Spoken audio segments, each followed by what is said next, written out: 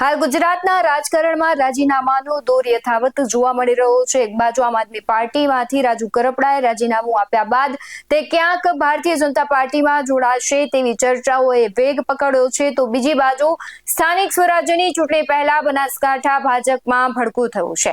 આદિજાતિ મોરચાના મહામંત્રી આદિવાસી ભીલ સમાજ સાથે અન્યાય થયાનો આરોપ લગાવીને ફેસબુક માધ્યમથી લાઈવ થઈને રાજીનામું આપી દીધું છે। તેના વિશે જ આ વિડીયોમાં વાત કરવી છે। નમસ્કાર, ગુજરાત BS9 ટીવી ન્યૂઝમાં આપની સાથે હું ભગવતી ઉષાવડિયા। સ્થાનિક સ્વરાજ્યની ચૂંટણી નજીક આવી રહી છે, ત્યારે પહેલા જ બનાસકાંઠા ભાજપમાં જૂથવાદનો મુદ્દો ઉઠ્યો છે। બનાસકાંઠા જિલ્લા આદિજાતિ મોરચાના મહામંત્રી નરેશ રાણાએ પદ પરથી રાજીનામું આપી દીધું છે। સાથે જ રાજીનામું આપ્યા પછી નરેશ રાણાએ સોશિયલ મીડિયા પર લાઈવ આવીને ભાજપ સામે ભારે બળાપો ઠાલવ્યો છે। અમીરગઢ તાલુકાના ભાજપ નેતા નરેશ રાણાનો વિડીયો વાયરલ થતા દાતા વિધાનસભા બેઠકમાં ભાજપમાં ભડકો થવાના એંધાણ જોવા મળી રહ્યા। સાથે જ બનાસકાંઠા જિલ્લા આદિજાતિ મોરચાના મહામંત્રી નરેશ રાણાએ આદિવાસી ભીલ સમાજ સાથે અન્યાય થયો હોવાના ગંભીર આક્ષેપો લગાડ્યા છે। તેમણે વિડીયોમાં સાબરકાંઠા ભાજપમાં ભેદભાવ થતો હોવાનો આરોપ લગાવ્યો છે। શું કહી રહ્યા છે નરેશ રાણા, તેના પર નજર કરીએ। જય શ્રી રામ, ભારત માતા કી વંદે માતરમ। તો ભારતીય જનતા પાર્ટીમાં કોઈ કદર નથી।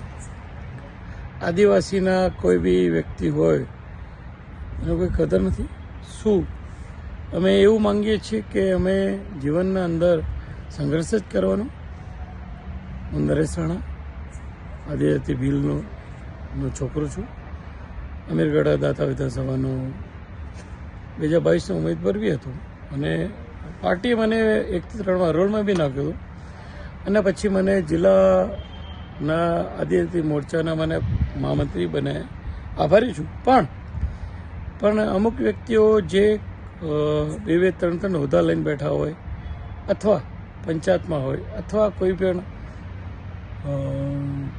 બીજા એક્ટિવિટીમાં કરતો કોને વ્યક્તિ ભાજપનો ખેસ પહેર્યો અને કોંગ્રેસમાં કામ કરતા હોય એવા વ્યક્તિના અથવા કોઈ બી પાર્ટીનું કામ કરતો હોય ને પાર્ટીનું અહિત કરતો હોય તો મને બહુ દુઃખ અને લાગણી દુભાવની મારી મન એવું લાગે છે કે મને પાર્ટીમાં કોઈ ધ્યાન નથી દોરતું અથવા ધ્યાનમાં નથી।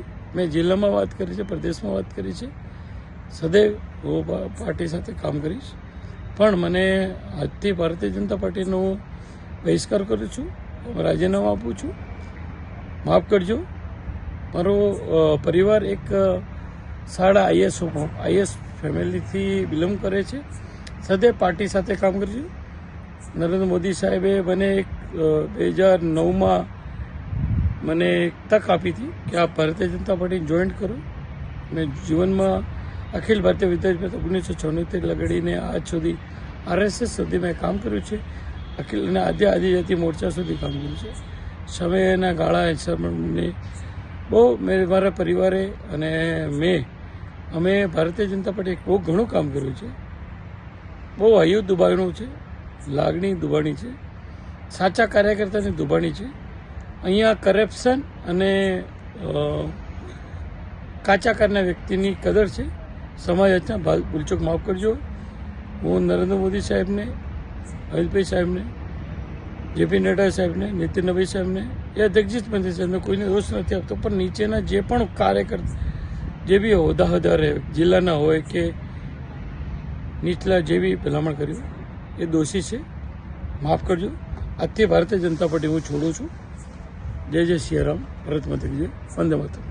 નરેશ રાણાએ તેમના વિડીયોમાં પક્ષમાં નિષ્ઠાવાન કાર્યકરોનું સન્માન ન થતું હોવાનો દાવો કર્યો છે અને નવા સંગઠનની નિમણૂકમાં ભાજપના કાર્યકર્તાઓ સાથે અન્યાય થયો હોવાનો આરોપ પણ લગાવ્યો છે।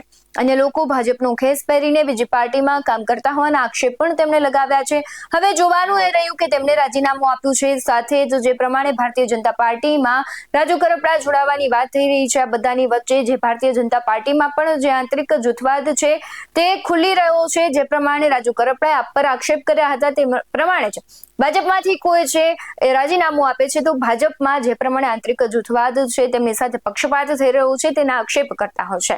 તમારું શું માનવું છે કમેન્ટમાં જરૂરથી જણાવજો. બાકી આવા જ વધુ અહેવાલો સાથે ફરી મળતા રહીશું. તમે અમારી યુટ્યુબ ચેનલને સબસ્ક્રાઇબ કરવાનું, અમને ફેસબુક અને ઇન્સ્ટાગ્રામ પર ફોલો કરવાનું ભૂલશો નહીં. બાકી અવનવી અપડેટ્સ મેળવવા માટે આપ જોતા રહો BS9 ન્યૂઝ. નમસ્કાર.